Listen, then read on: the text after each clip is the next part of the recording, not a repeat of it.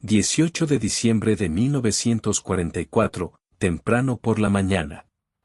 La sargento Anna Morozova, encogida sobre sí misma, se encuentra en una trinchera belga congelada cerca de Beryozovsk y observa cómo su aliento se convierte en pequeñas nubes de vapor en el aire helado a una temperatura de menos 15 grados. Tiene 23 años, lleva 31 horas sin dormir y, a través de la densa niebla matinal, ya puede oírlos acercarse. Primero, el suelo comienza a temblar apenas perceptiblemente bajo sus pies, y luego ese retumbar es reemplazado por el pesado chirrido metálico de las orugas cortando la tierra endurecida por el frío. Morozova aprieta con más fuerza el tubo del arma que descansa sobre su hombro.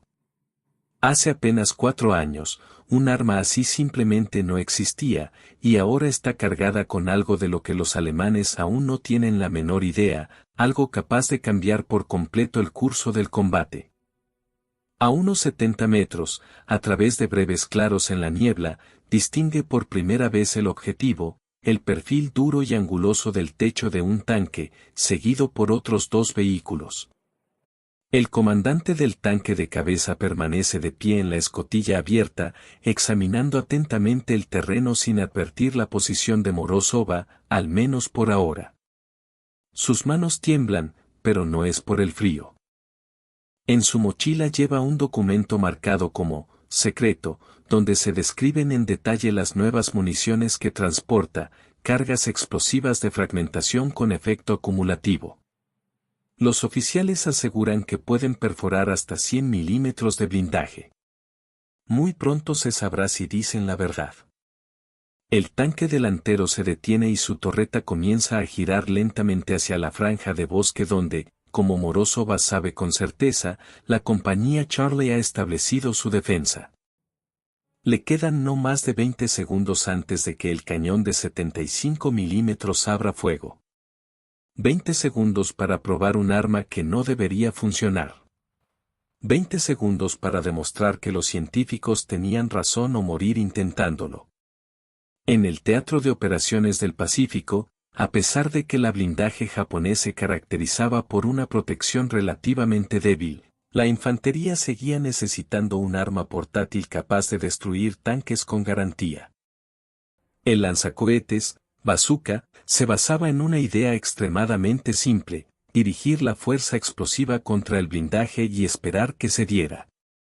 Sin embargo, frente a vehículos de combate modernos, la esperanza por sí sola no era suficiente, y los desarrolladores estadounidenses de armamento entendían perfectamente que la solución ya existía: la tecnología de la carga hueca. En Gran Bretaña se la conocía como el efecto Monroe, descubierto ya en 1888, cuando Charles Monroe observó por casualidad que los explosivos con una cavidad hueca podían concentrar la energía de la detonación en un chorro estrecho y cortante. Para 1938, el científico suizo Henry Mahalap llevó esta idea al nivel de un arma práctica, capaz de perforar el blindaje con la misma facilidad con la que un soplete de plasma corta el metal, y desde el punto de vista de la física el proceso resultaba sorprendentemente elegante. Al detonar la carga detrás de un revestimiento cónico de cobre, la energía de la explosión lo hacía colapsar formando un chorro sobrecalentado que se aceleraba hasta unos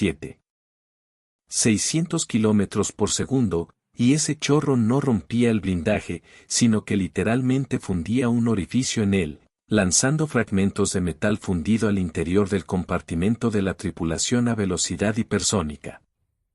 Alemania ya utilizaba municiones de carga hueca en sus Panzerfaust y Panzerschreck. Gran Bretaña empleaba el arma antitanque Piat. Las fuerzas soviéticas contaban con sus propias variantes de lanzacohetes, y Estados Unidos disponía de la bazooka, pero hasta 1944 no habían logrado combinar de forma eficaz la tecnología de carga hueca con este sistema en particular. La principal dificultad residía en las limitaciones de ingeniería, ya que la carga hueca requería una distancia de detonación estrictamente definida, Un espacio entre la cabeza de guerra y el objetivo necesario para que el chorro penetrante se formara correctamente. Si la explosión ocurría demasiado cerca, el chorro no se formaba, y si era demasiado lejos, se dispersaba. El cohete de la bazooka volaba a gran velocidad y al mismo tiempo era inestable, y crear una cabeza de guerra capaz de estabilizarse por sí sola, mantener la distancia adecuada y dirigir con precisión el chorro hacia el objetivo exigió resolver problemas que los ingenieros intentaron superar sin éxito durante 3 años. Para el otoño de 1944, cuando las pérdidas aumentaban y el blindaje alemán se volvía cada vez más grueso, la situación adquirió un carácter crítico, porque si la infantería no podía destruir tanques, la infantería moría, y esa aritmética simple se traducía directamente en bolsas para cadáveres.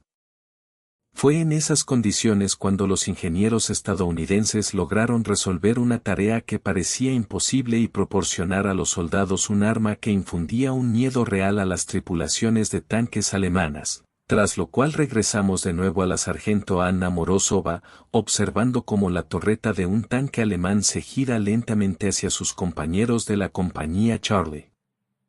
El cohete acumulativo M6A3, designado oficialmente como granada reactiva de 60 mm tipo EAT M63, fue el resultado de 18 meses de desarrollo intenso, condensados en un arma de apariencia engañosamente simple, con un peso de aproximadamente 1,54 kilogramos y una longitud de unos 49 centímetros, mientras que la propia cabeza de guerra tenía un diámetro de 6 centímetros, lo que correspondía al cohete estándar de la bazooka, y permitía utilizarlo en los lanzadores existentes sin ninguna modificación. En el interior de esta ojiva se ocultaba una destrucción calculada con precisión. El cono de cobre de la carga hueca estaba fabricado con una tolerancia de hasta 0,025 milímetros y colocado a un ángulo exacto de 42 grados, y los ingenieros del polígono de Aberdeen probaron 73 ángulos diferentes antes de determinar que precisamente los 42 grados ofrecían el equilibrio óptimo entre profundidad de penetración del blindaje y estabilidad del chorro formado. El explosivo utilizado como carga era la composición B, una mezcla de exógeno y trinitrotolueno que ardía mucho más caliente y rápido que el TNT puro. Sin embargo, el elemento verdaderamente revolucionario era el cono delantero, una punta hueca de acero que sobresalía del cuerpo de la cabeza de guerra unos 12 centímetros. Era este cono el que proporcionaba la distancia de detonación necesaria. Al impactar el cohete contra el blindaje, el cono se aplastaba, deteniendo la cabeza de guerra exactamente a 12 centímetros de la superficie del tanque. A continuación se activaba el detonador de base, haciendo estallar la carga, y el revestimiento de cobre colapsaba hacia el interior, formando un chorro acumulativo que recorría la distancia desde la cabeza de guerra hasta el blindaje en apenas unas millonésimas de segundo, desplazándose a una velocidad aproximada 7 veces superior a la del sonido. Ese chorro era capaz de perforar hasta 100 milímetros de acero homogéneo, no un valor teórico sobre blindaje inclinado, sino una penetración real, incluida la coraza frontal de unos 80 milímetros del tanque Panzer IV, y la granada M6A3 no se limitaba a atravesar la protección. Abría un orificio limpio de unos 2 centímetros de diámetro, lanzando al interior del compartimento de la tripulación un cono de fragmentos fundidos de cobre y acero a temperaturas superiores a los 1500 grados centígrados. Los soldados que vieron por primera vez estas municiones en los campos de entrenamiento de Inglaterra en noviembre de 1944 no creyeron las especificaciones declaradas. El sargento técnico Raymond Briggs, un experimentado instructor de bazooka, escribió más tarde que todos pensaban que se trataba de propaganda, porque nadie creía que un cohete del mismo tamaño que el anterior pudiera de repente penetrar un 30% más de blindaje, y muchos asumían que solo intentaban levantar la moral. La prueba llegó durante una demostración realizada cerca de Southampton el 22 de noviembre de 1944, cuando los ingenieros colocaron como objetivo una torre de Panzer IV capturada, rellena con sacos de arena para simular a la tripulación. Desde una distancia de unos 90 metros, un soldado disparó una sola granada M6A3, el cohete impactó en el blindaje frontal de la torre y los observadores solo vieron un breve destello. Sin una explosión espectacular, apenas una luz y una fina columna de humo. Al inspeccionar el blanco, se comprobó que el blindaje había sido perforado limpiamente de lado a lado, los sacos del interior estaban destrozados por fragmentos de cobre y esquirlas de acero, y las superficies internas mostraban claras marcas de un intenso calor. Uno de los ingenieros midió el orificio de entrada, de unos 22 milímetros de diámetro, y aquel pequeño agujero había provocado daños catastróficos. Briggs recordaba que un teniente preguntó en broma quién se ofrecería voluntario para estar dentro de la torre en el siguiente disparo, y entonces nadie se rió, todos lo entendieron. La producción comenzó de inmediato y, para el 1 de diciembre de 1944, las primeras 15.000 granadas fueron enviadas a depósitos avanzados en Bélgica y Francia, y para el 15 de diciembre otras 28.000 ya habían llegado a las unidades de primera línea. Las municiones se entregaban con bandas rojas pintadas en la cabeza de guerra y con instrucciones estarcidas que advertían que la carga acumulativa perforaba 100 milímetros de blindaje y requería una distancia de detonación adecuada, además de indicar que el cono delantero no debía cubrirse ni dañarse. Los soldados empezaron a llamar a estos proyectiles asesinos de panzers, incluso antes de que lo hicieran los propios alemanes, pero fueron las tripulaciones de tanques germanas, tras los primeros enfrentamientos reales, las que comenzaron a advertirse mutuamente sobre los carniceros de panzers estadounidenses que, de repente, habían mostrado los dientes. En ese momento, la sargento Anna Morozova ajusta la puntería, mientras el comandante del tanque alemán aún no ha detectado su trinchera. La distancia de unos 64 metros se encontraba muy dentro del alcance efectivo de la granada M6A3, calculado en aproximadamente 274 metros, aunque el manual recomendaba abrir fuego a no más de 137 metros para garantizar la penetración. Ahora Anna Morozova ya distinguía los detalles. El casco del tanque estaba cubierto con una pasta antimagnética de simérita aplicada en crestas irregulares, y a los lados de la torreta colgaban eslabones de oruga de repuesto. Sobre el blindaje, pintado en blanco, se veía claramente el número de identificación 412, y en algún lugar dentro de esa caja de acero 4 soldados alemanes realizaban su trabajo con normalidad, sin sospechar que la infantería estadounidense ya disponía de un arma capaz de alcanzarlos. Morozova quita el seguro de lanzacohetes y, a su lado, agachado, se encuentra su cargador, el soldado raso Arikowski, quien también había presenciado las demostraciones y creyó en el arma nueva incluso cuando la propia Morozova aún dudaba. Originario de Detroit, había trabajado antes de la guerra en una planta de Ford y entendía la mecánica de una forma que ella nunca podría igualar, por lo que le susurra que apunte al anillo de la torreta, ya que incluso sin una penetración completa el chorro acumulativo podría bloquear el mecanismo de giro. Un chico listo, y Morozova ajusta ligeramente la puntería, eligiendo el punto donde la torreta se une con el casco.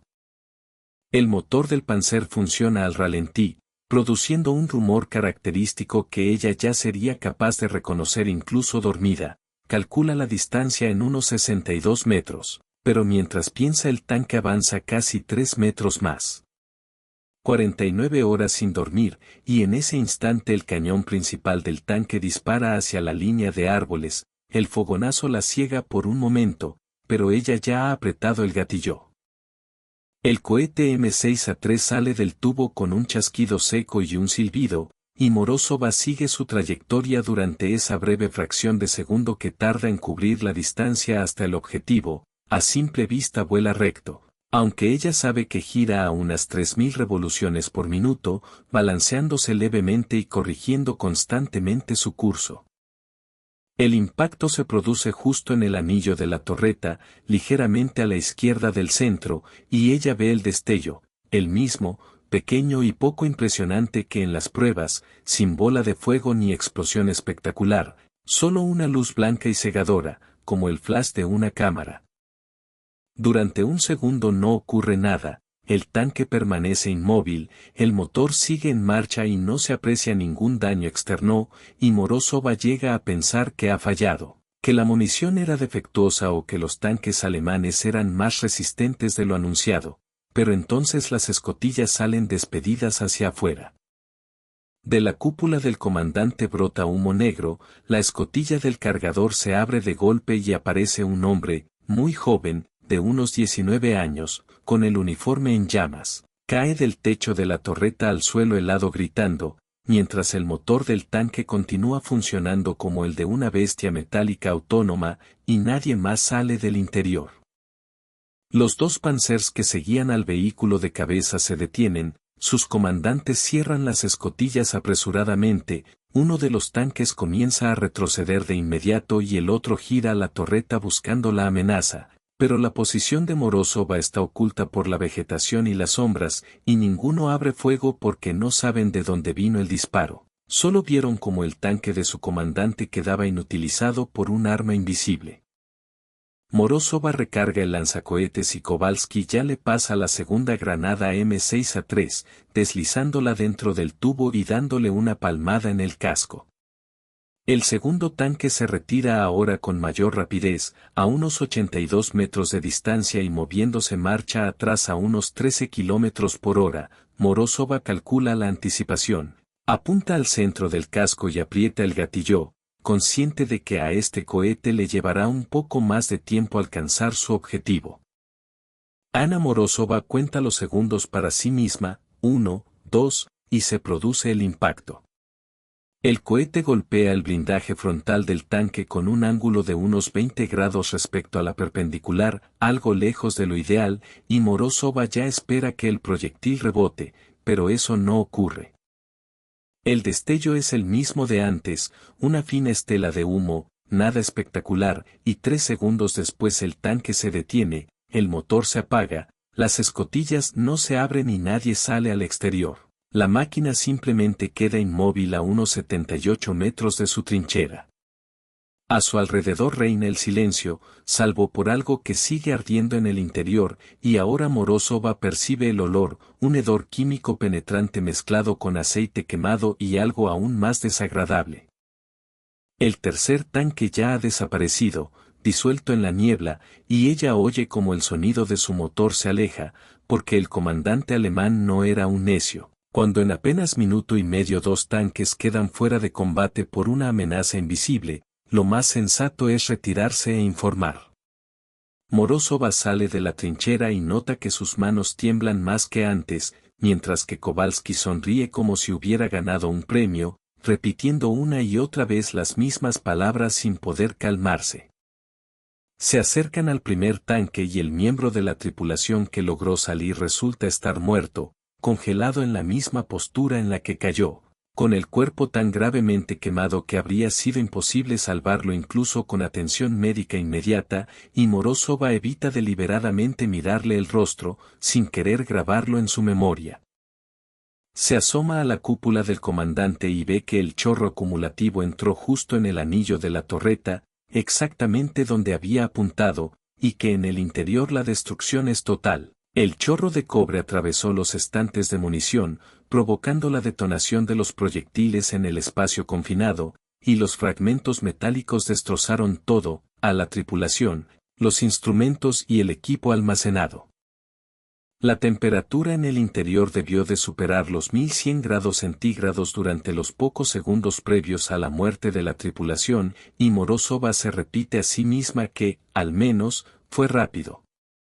Al lugar llega el teniente de la compañía Charlie, un muchacho de apellido Patterson que aparenta unos 17 años aunque asegura tener 22, y mira alternativamente los 2 tanques destruidos, la bazuca de Morozova y los cohetes con bandas rojas en la mochila de Kowalski. Atónito, pregunta qué les han dado exactamente, y Morozova le entrega en silencio el manual técnico marcado como secreto, limitándose a decir que por fin funciona. Para las 11 de la mañana, todos los equipos de bazooka del batallón ya han recibido munición M6A3, para las 4 de la tarde, otros 4 tanques alemanes son restos humeantes, y para la medianoche las interceptaciones de radio alemanas informan de una nueva arma antitanque estadounidense con una capacidad de penetración extremadamente alta. A las tripulaciones se les ordena aumentar las distancias de combate, evitar el contacto cercano con la infantería y vigilar atentamente a los soldados estadounidenses que portan armas tubulares, y los alemanes empiezan a llamarlos asesinos de panzers, volviéndose mucho más cautelosos a la hora de elegir las rutas de sus vehículos. La ofensiva de las Ardenas, la desesperada apuesta de Hitler a través de los bosques belgas, comenzó el 16 de diciembre de 1944, y las puntas de lanza blindadas alemanas se lanzaron contra las posiciones estadounidenses confiando, como antes, en aplastar a la infantería antes de que pudiera responder la blindada aliada. Esperaban el habitual parálisis de los panzers, que había funcionado durante 4 años. Pero ya para el 20 de diciembre los comandantes alemanes informaban de una inesperada capacidad de la infantería estadounidense para combatir tanques. Para el día 23, los informes hablaban de graves pérdidas causadas por cohetes portátiles, y para el 28 de diciembre la inteligencia de la Wehrmacht había identificado la granada M6A3 y emitido advertencias tácticas a todas las unidades acorazadas. Las cifras hablaban por sí solas. Entre el 18 y el 31 de diciembre de 1944, los equipos de bazooka estadounidenses que emplearon M6A3 destruyeron o inutilizaron 127 vehículos blindados alemanes, incluidos 47 Panzer IV, 31 Panzer, 8 Tiger, 22 cañones de asalto Stug 3 y 19 semiorugas, con una tasa de éxito del 68%, lo que significaba que más de 2/3 de los cohetes disparados dejaban fuera de combate a su objetivo. Si se compara esto con los cohetes anteriores M6A1, cuya tasa de impactos exitosos era de apenas un 31%, la diferencia resulta realmente contundente. Los infantes que antes evitaban a toda costa los enfrentamientos con tanques comenzaron ahora a cazarlos de manera deliberada. Para enero de 1945, la producción se incrementó hasta 250.000 proyectiles al mes, pero fabricar tal cantidad de conos de cobre de alta precisión se convirtió rápidamente en un problema serio. Cada cono requería un mecanizado extremadamente preciso, y la propia tecnología era aún muy joven según los estándares de 1945, las tolerancias no permitían ningún margen de error, ya que incluso una desviación de solo una centésima de milímetro hacía que el chorro acumulativo se dispersara o no se formara correctamente.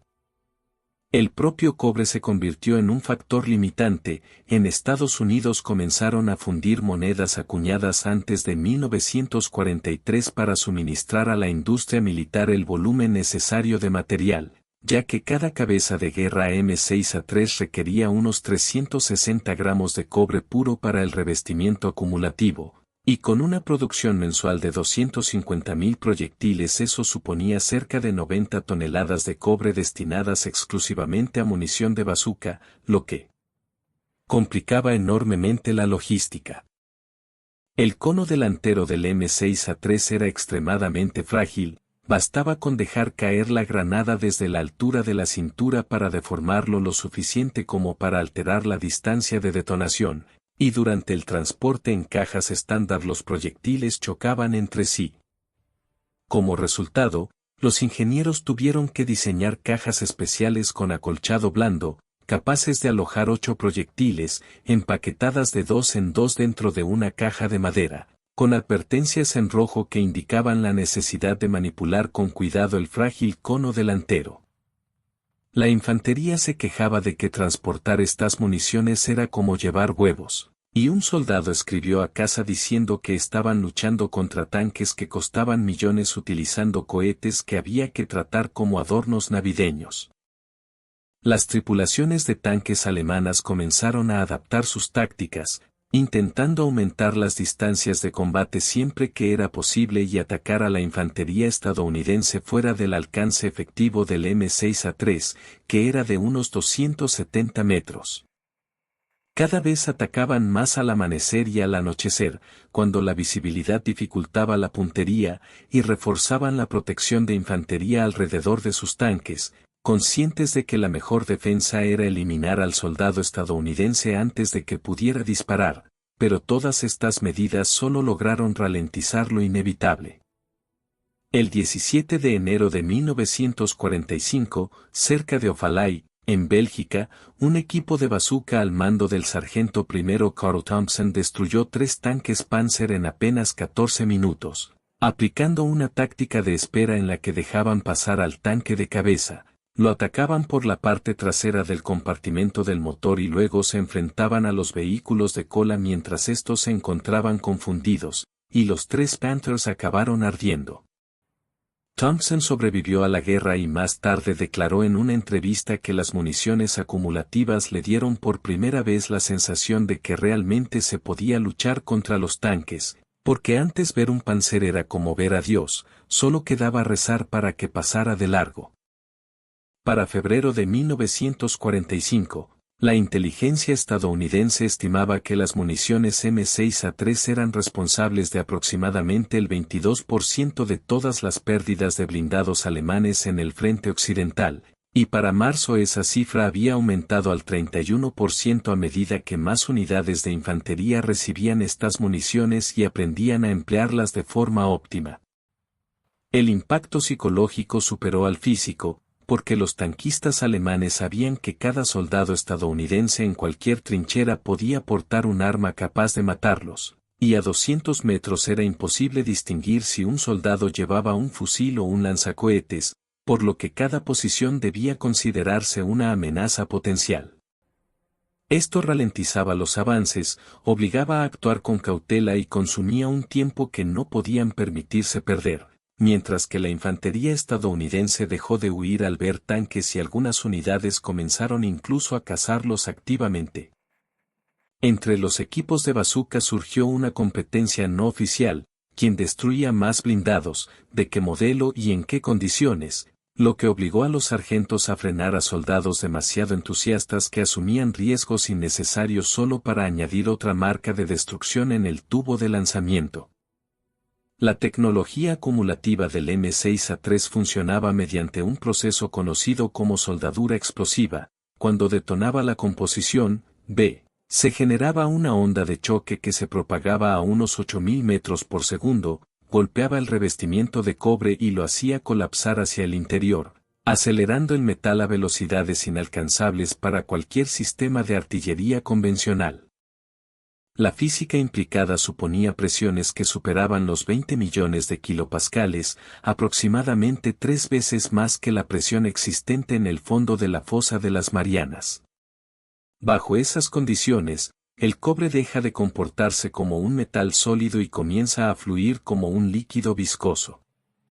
La carga acumulativa no perfora el blindaje taladrándolo ni lo funde por efecto del calor. El chorro de cobre genera una presión local tan extrema que el material del blindaje entra en un estado de deformación plástica y es literalmente expulsado por la cara opuesta, como pasta saliendo de un tubo. Todo el proceso de penetración dura alrededor de 40 microsegundos desde el momento de la detonación hasta la perforación completa, y en ese tiempo el chorro de cobre recorre unos 12 centímetros a través del aire. Entra en contacto con la superficie y atraviesa hasta 100 milímetros de acero. El chorro en sí no es un flujo continuo, sino una secuencia de partículas de cobre que se desplazan a velocidades ligeramente distintas. La parte frontal se acelera hasta unos 7,5 kilómetros por segundo, mientras que las partículas que la siguen avanzan de forma progresivamente más lenta, formando un penetrador alargado con forma de zanahoria que alcanza casi 25 centímetros de longitud durante la penetración. Dentro del objetivo se activan simultáneamente 3 mecanismos de destrucción, en primer lugar, el propio chorro de cobre, que se mueve a velocidad hipersónica y mantiene temperaturas superiores a los 1100 grados centígrados, destroza de forma inmediata todo aquello con lo que entra en contacto directo. En segundo lugar, fragmentos de acero se desprenden de la cara interna del blindaje y se convierten en metralla, rebotando por el compartimento de la tripulación a velocidades supersónicas, y en tercer lugar, la onda de presión generada por la penetración puede detonar la munición almacenada o incendiar el combustible, provocando explosiones secundarias. Sin embargo, la granada M6A3 también tenía limitaciones, cuyo desconocimiento costó la vida a muchos soldados, ya que la distancia correcta de separación era absolutamente crítica. Si el cono delantero golpeaba una rama, un poste, una valla o incluso hierba alta antes de impactar en el tanque, la detonación se producía a una distancia incorrecta. El chorro no se formaba adecuadamente y la penetración se reducía a 40 milímetros o menos, por lo que los combatientes aprendieron a despejar previamente el sector de tiro de cualquier obstáculo que superara los 15 centímetros de altura.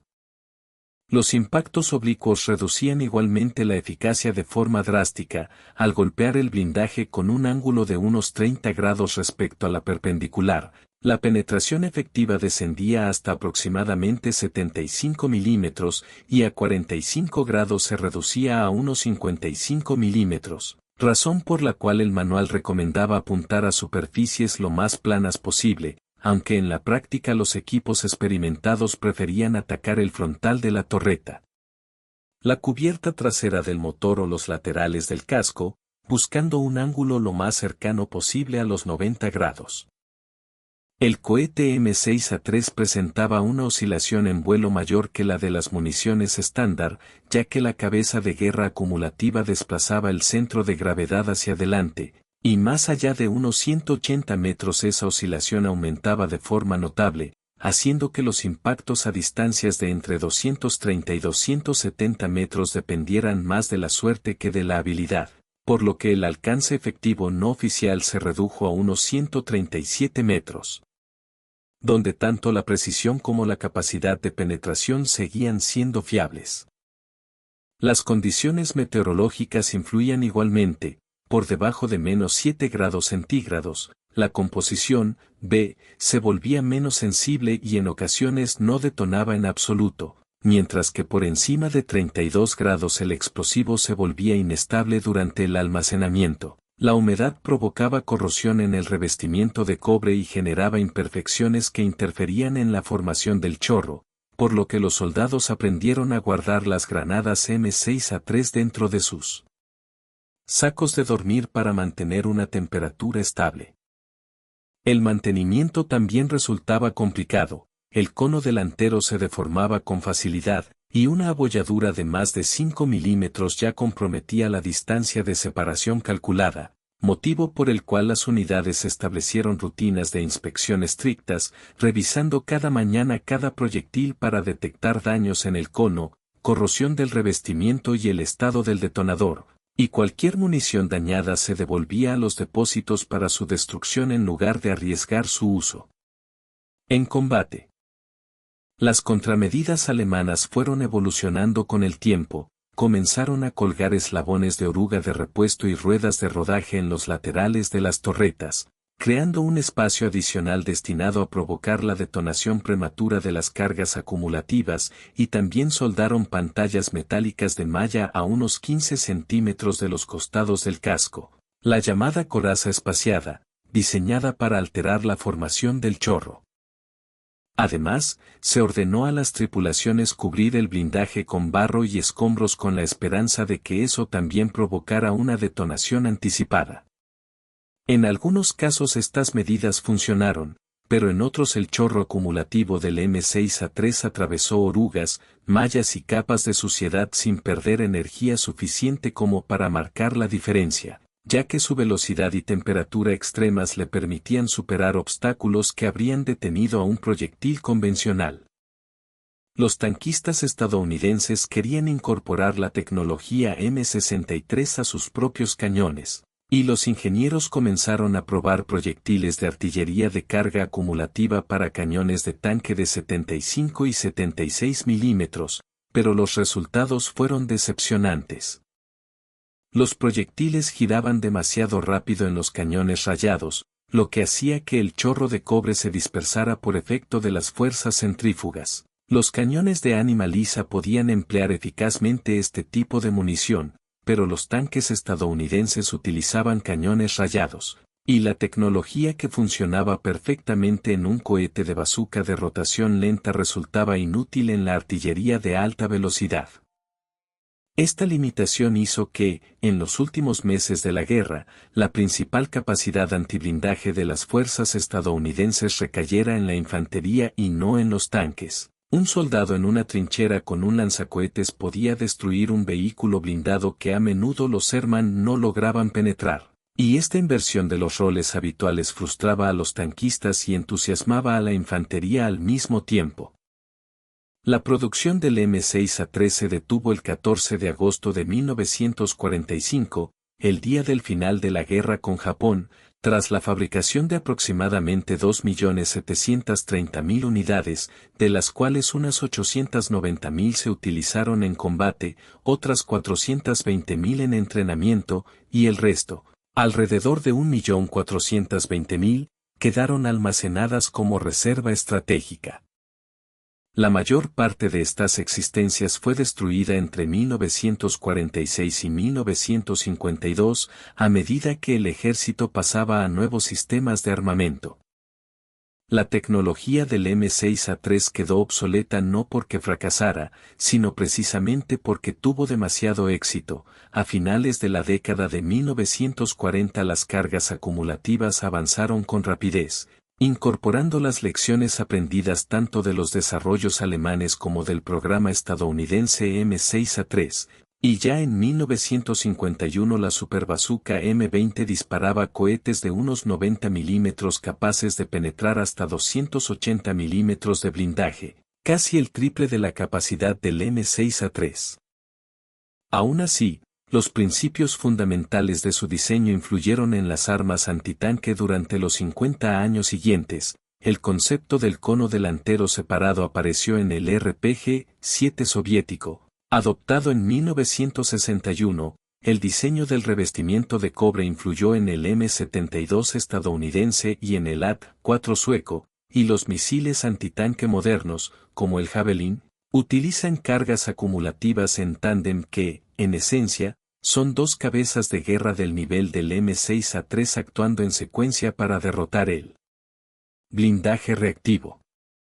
Los detalles técnicos del M6A3 permanecieron clasificados hasta 1958, cuando el ejército desclasificó la documentación sobre las armas de la Segunda Guerra Mundial, y aún así la información específica sobre los ángulos del revestimiento de cobre, la composición de los explosivos y las distancias exactas de separación siguió restringida hasta 1973. A los veteranos que emplearon el M6A3 en combate se les prohibió durante casi 30 años después de la guerra hablar sobre las capacidades reales de esta arma, una reserva que se explicaba por los temores de la Guerra Fría, ya que la misma tecnología que destruyó tanques alemanes en 1945 podría haber sido igual de eficaz contra blindados soviéticos en un conflicto hipotético. El ejército buscaba conservar cualquier ventaja posible, incluso si eso implicaba obligar a los veteranos a guardar silencio sobre su propia experiencia bélica, y hoy en día se pueden ver ejemplares del M6A3 en menos de una docena de museos en todo el mundo, incluida una exposición del Instituto Smithsoniano, donde uno de los proyectiles está seccionado para mostrar el cono interno de cobre.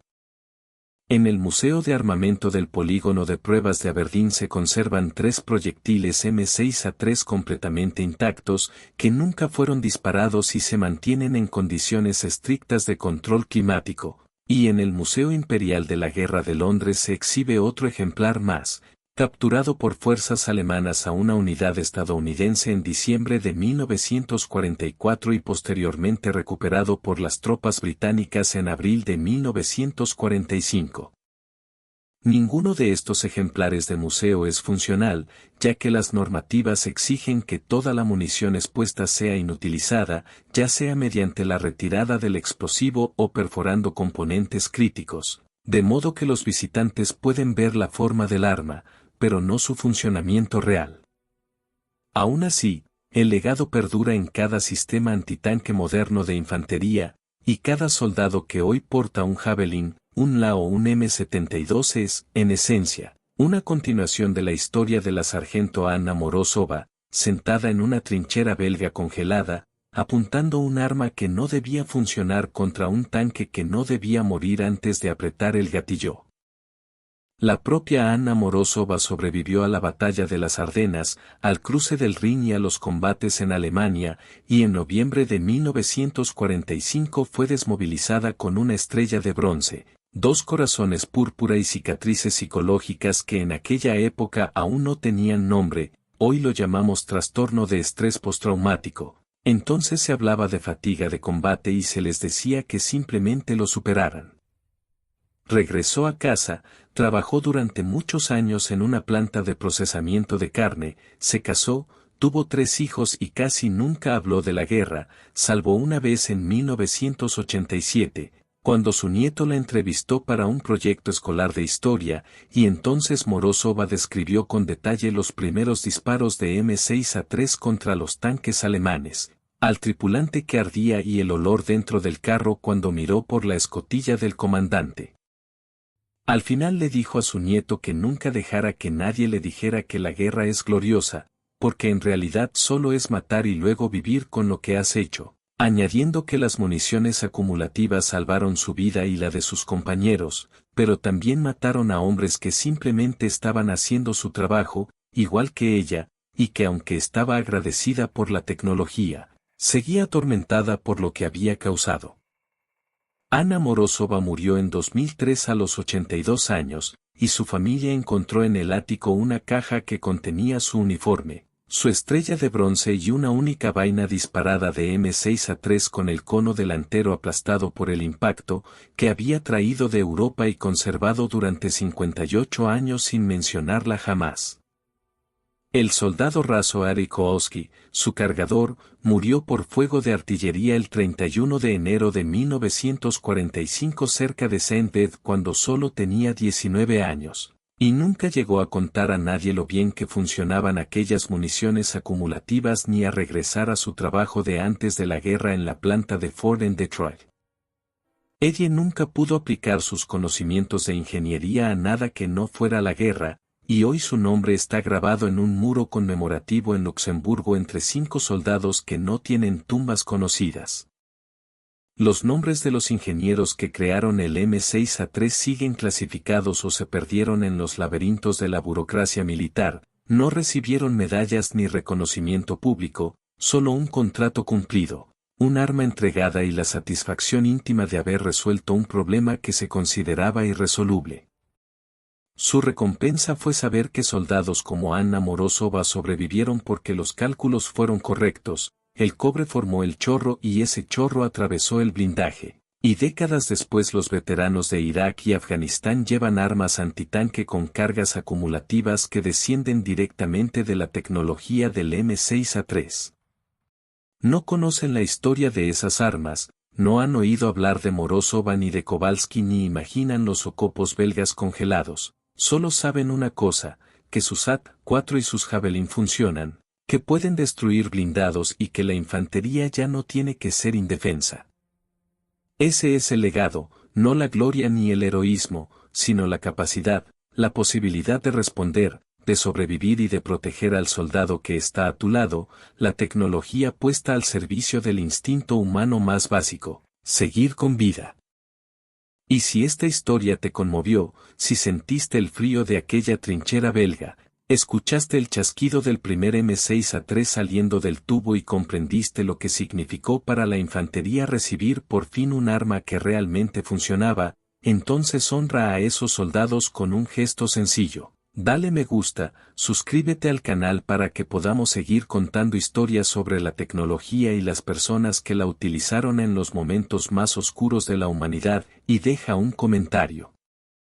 Escribe desde donde nos ves, si tus familiares sirvieron en la Segunda Guerra Mundial, en Corea, Vietnam, Irak o Afganistán, y si alguna vez hablaron de las armas y tecnologías a las que confiaron sus vidas. Activa las notificaciones, porque en el próximo episodio contaremos la historia de cómo los operadores de radar estadounidenses detectaron el ataque japonés a Pearl Harbor 50 minutos antes de que ocurriera y por qué nadie los escuchó. Estas historias importan, estas personas importaron, lucharon con armas imperfectas en situaciones imposibles para que nosotros no tengamos que hacerlo. Lo mínimo que podemos hacer es recordarlos, comprender lo que enfrentaron y asegurarnos de que su sacrificio no sea olvidado. Gracias por vernos, cuídate, recuerda la historia y nunca olvides que cada tecnología que hoy damos por sentada fue creada por personas que intentaban resolver un problema, a menudo con vidas humanas en juego.